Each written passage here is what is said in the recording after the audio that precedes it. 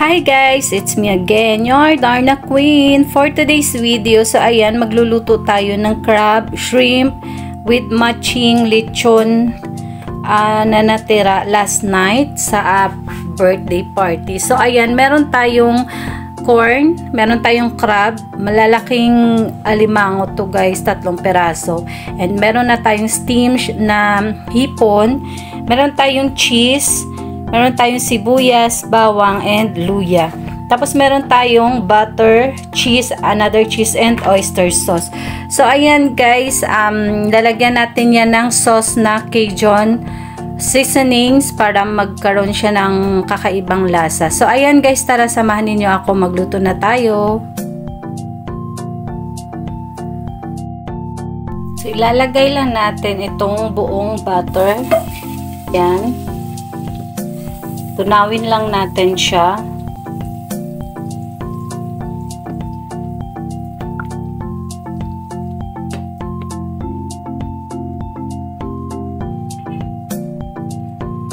So ayan, pwede na natin ilagay una yung ating sibuyas. 2 perasong sibuyas to guys, medium size. Saute lang natin siya hanggang sa mag golden brown. And next ko na yung ating luya. Konting luya lang to guys. Pampatanggal lansa lang. So, ayan siya.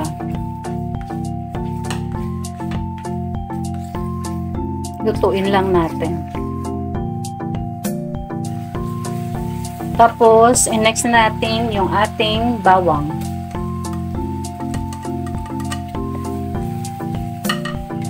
Isang buong bawang pala to guys ang nilagay ko. Yung malaki. So ayan, lutuin lang natin hanggang sa mag golden brown.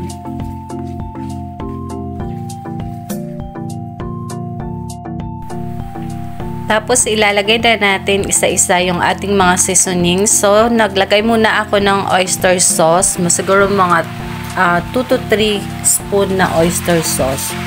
So haluin lang natin.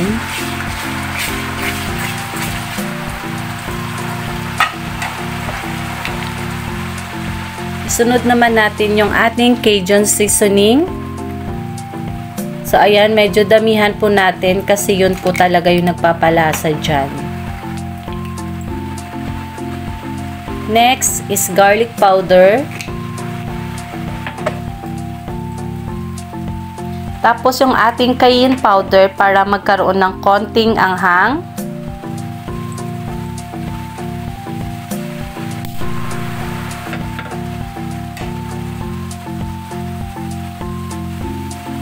Next is yung black pepper.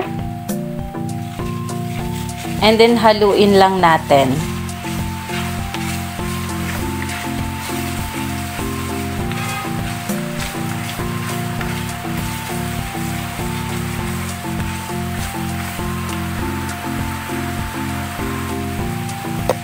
Naglagay din pala ako dito ng 2 kutsara na asukal para mag-balance lang yung ating lasa.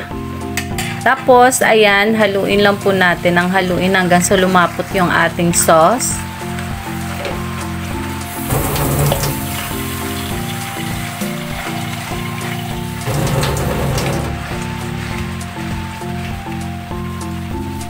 Mag-add lang tayo ng 1 cup na water para dumami yung ating sauce guys. Kasi sa sauce pa lang ulam na.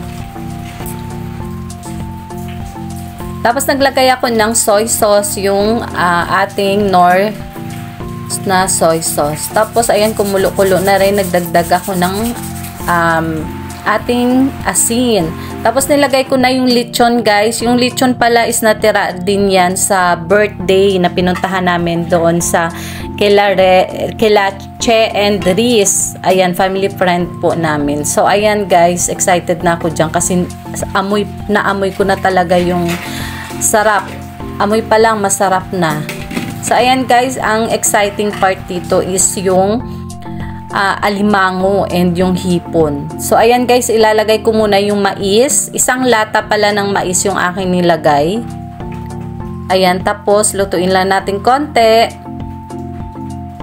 Ilalagay ko na rin yung ating cheese. Yung cheese pala na nilagay ko is yung melt cheese.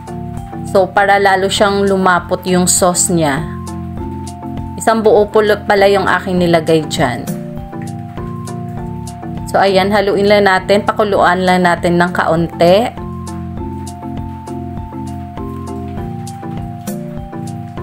Pagkatapos, ilagay na natin isa-isa yung ating alimango. Bali 3 perasong alimango, malalaki pala yan. Hinati ko lang siya para mas madali po siyang kainin kasi yung mga bata talagang minsan ayaw kumain kasi nga nahihirapan silang himay-himay nito or magbukas nito. So binuksan ko na, tapos yung mga galamay dinurog ko na rin para mas madali na lang.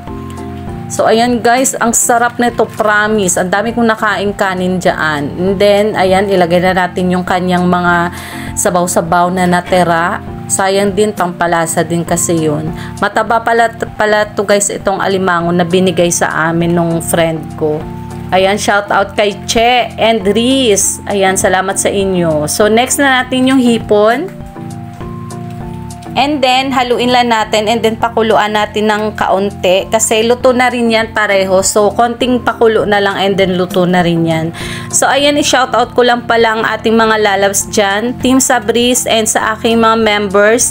Walang iba, Mamita Erling the 60 Vlog na walang sawang sumusuporta sa amin, sa Team Sabris. And of course, napaka-generous, napaka-supportive na lalab, Les Sancho. Thank you so much. And sa Blendaya. Thank you so much guys and God bless. Sana nag-enjoy kayo sa aking video. So sa mga bago pala dito sa aking channels, don't forget to like and share and please click the notification bell para ma-update kayo sa aking mga bagong video. So ayan guys, thank you so much. Nagugutom na ako. Ready na yung kanin guys. Ayan, nabubulol na ako. Ayan. So, thank you so much and God bless. Enjoy!